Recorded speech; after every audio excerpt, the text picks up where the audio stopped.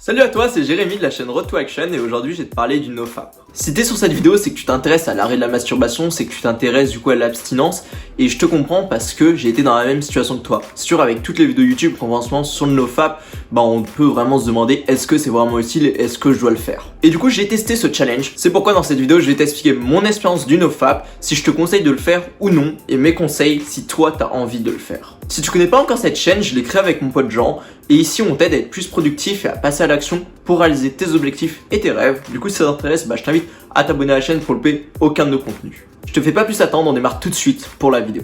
Alors pour commencer, il faut savoir que moi j'ai fait 2 fois le challenge de nofap. Du coup à chaque fois c'était un challenge de 30 jours.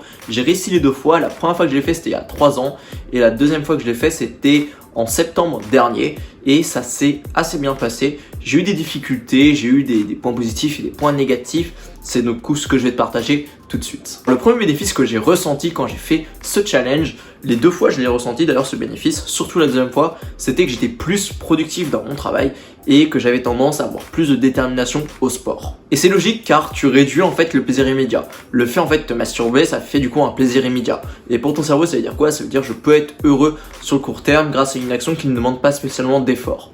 Et ça fait que quand tu vas faire du sport ensuite, par exemple, je sais pas, tu vas faire de la musculation, tu auras des résultats en 6 mois, 1 an.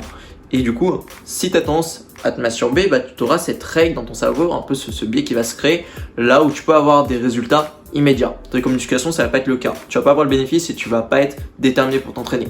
C'est la même chose dans tous les sports et généralement c'est la même chose dans ton travail. Moi je suis entrepreneur et c'était la même chose dans ce que je faisais. Et juste pour ce point positif, je leur ferai 1000 fois ce challenge parce que ça m'a vraiment appris à me dépasser. J'étais fier de moi quand j'ai réussi ce challenge, mais d'autant plus ça m'a vraiment permis de me rendre compte d'à quel point le plaisir immédiat c'est nocif pour son corps et pour son cerveau.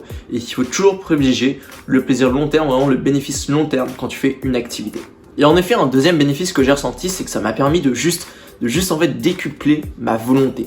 J'étais plus en fait, le fait de réussir ce challenge, ça m'a permis de me rendre compte que je suis capable de réaliser des grandes choses. Si j'ai été capable de m'abstenir pendant 30 jours 2 fois en plus, eh bien ça veut dire que je suis capable de réaliser tellement d'autres choses qui sont difficiles pour moi et à côté d'autres challenges tout con comme monter une entreprise, comme arrêter peut-être l'école, peut-être juste prendre une douche froide le matin ou se dépasser à la salle de sport, au final ça devient extrêmement simple quand tu sais que tu es capable de faire des grandes choses. C'est une preuve en fait que tu vas te donner à toi-même. Cependant, j'ai ressenti des bémols pendant ces challenges et un des premiers, ça a été vraiment le bémol que vu que tu n'as pas de plaisir immédiat de par la masturbation, tu as envie d'avoir un plaisir immédiat mais de par un autre facteur. Du coup, ça peut se retranscrire sur 2 points. Je sais que chez des gens qui ont l'habitude, par exemple, d'être acheteurs compulsifs, ça peut, ils peuvent voir juste leur carte bleue vraiment énormément surchauffée pendant cette période-là, parce qu'ils vont avoir envie d'avoir du plaisir immédiat de par un autre point. Du coup, ils vont acheter plein de matériel. Ou alors, ça peut être chez quelqu'un qui adore manger, et bien, il va manger énormément pour avoir du plaisir qui va du coup compenser du manque de la masturbation et de ce plaisir immédiat procuré par la masturbation. Et pour ma part, c'était assez différent, c'était assez positif au final, vu que je suis vraiment passionné de sport et que mon plaisir immédiat, je le trouve aussi dans le sport. Genre c'est vrai que t'as des hormones qui se déclenchent vraiment dans ton corps quand tu fais du sport, et moi je ressens énormément. Et bien j'avais juste envie de faire du sport tout le temps.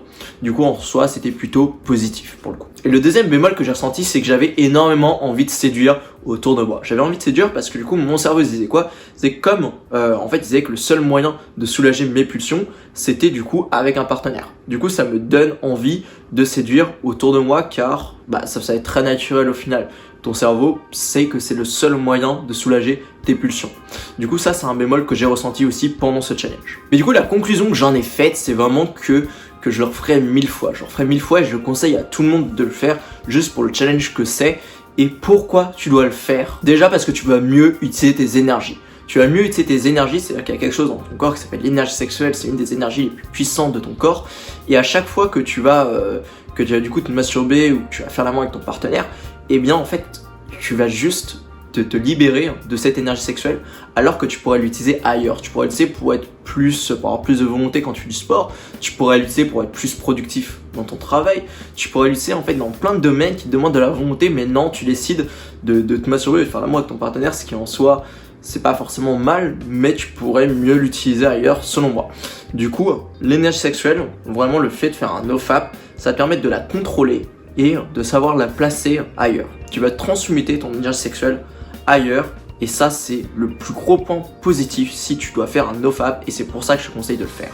Et oui, en effet, si tu arrives à être plus déterminé au quotidien, ça va être plus déterminé au travail, plus déterminé dans le sport, tu auras des résultats plus grands. C'est pour ça, concrètement, que le nofap est si populaire et si utile, parce que les gens voient des réels résultats dans leur projet ou dans leur passion. Je te conseille aussi de le faire si tu souffres de manque de confiance en toi ou que tu as juste envie d'avoir plus confiance en toi, à la réalisation de tes objectifs. Pour moi, c'est ce que ça m'a fait le jour où j'ai compris que j'étais capable de faire ça et de m'abstenir pendant 30 jours.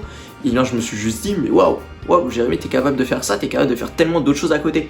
Et je pense que chez toi, ce sera pareil si tu te défies et que tu réussis. Cependant, il y a 2 raisons qui pourraient me pousser à te décourager de le faire, mais c'est pas des raisons qui sont suffisamment grandes pour te décourager totalement et pour ne pas le faire. Un des bémols que j'ai ressenti et qui est fréquent dans le nofap, c'est que tu as tendance à être trop énervé et impatient. Et par exemple, si t'es si t'es PDG d'une boîte et que tu as des salariés, tu vas pas forcément être très cool avec eux. Ou si t'es en couple, tu vas pas forcément être très cool avec ton partenaire.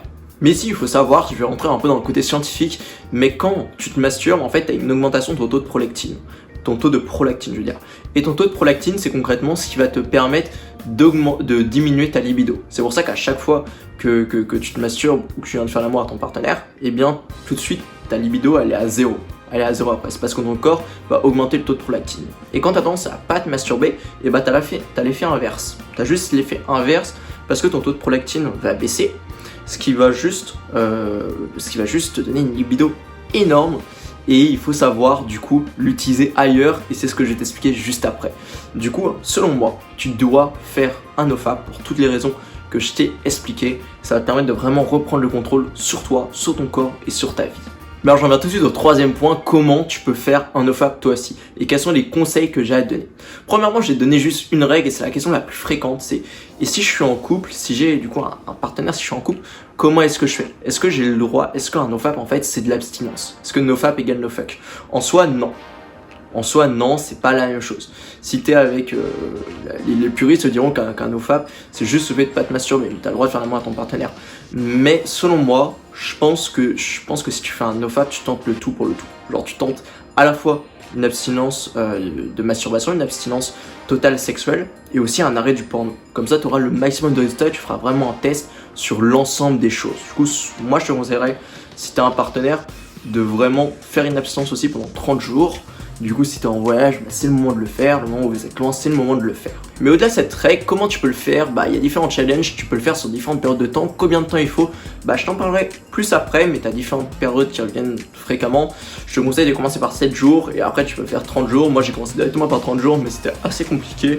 Je te conseille de commencer par 7 jours et limite, tu vois que c'est simple d'allonger le temps. Mais je t'en parlerai plus après.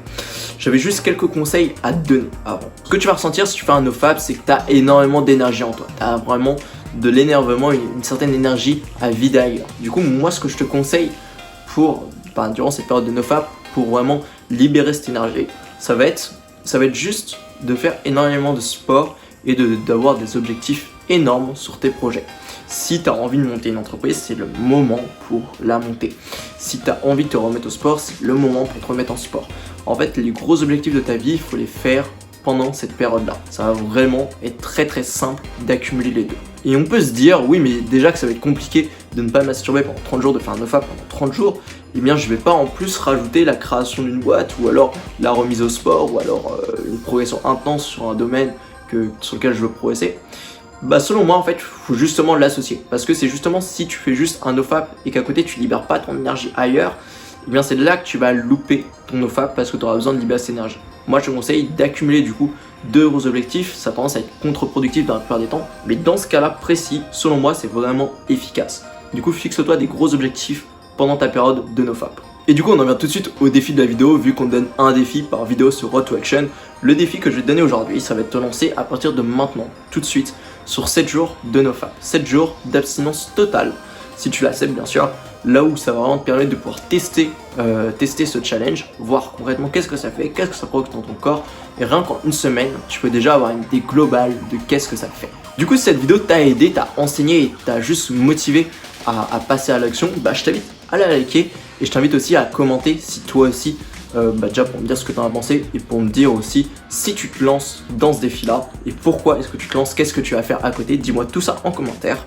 Et en tout cas, si tu veux être plus productif, si tu veux passer à l'action, si tu veux enfin reprendre le contrôle de ta vie pour réaliser tes objectifs ou tes rêves, eh bien je t'invite à t'abonner à la chaîne parce que sur Road to Action, c'est exactement ce dont on parle. Donc je t'invite à t'abonner pour louper aucun de nos contenus et on se retrouve dans une prochaine vidéo. Ciao.